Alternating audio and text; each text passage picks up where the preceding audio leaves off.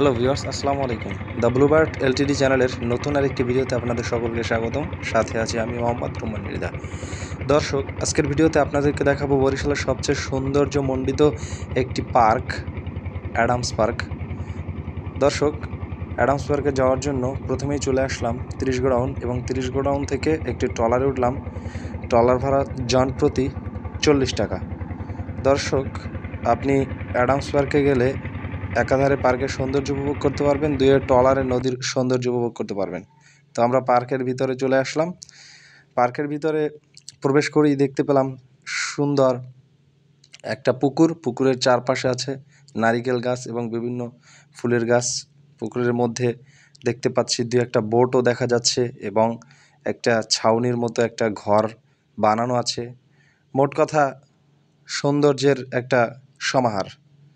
দর্শক, আপনাদেরকে এখন আমি যে দৃশ্যটা দেখাচ্ছি এটা সবচেয়ে আমার কাছে বেশি ভালো লেগেছে, কারণ এখানে তৈরি করা হয়েছে কৃত্রিম পাহাড়। আপনাদেরকে জুম করে দেখাচ্ছি। আপনারা দেখতে পাচ্ছেন যে কৃত্রিম পাহাড় এখানে তৈরি করা হচ্ছে। আবার এখানে ফুল গাছ, বিভিন্ন ধরনের গাছ দিয়ে এখানে সৌন্দর্য বৃদ্ধি করা হয়েছে। সেই ফুল গাছগুলো আবার একজন দেখতে পাচ্ছি যে কেটে কেটে সমান করছে এবং পুকুরের পাশেই রয়েছে একটা রেস্টুরেন্ট। দর্শক, আপনারা যারা ছবি তোলার পাগল তারা অবশ্যই অ্যাডামস পার্কে আসবেন।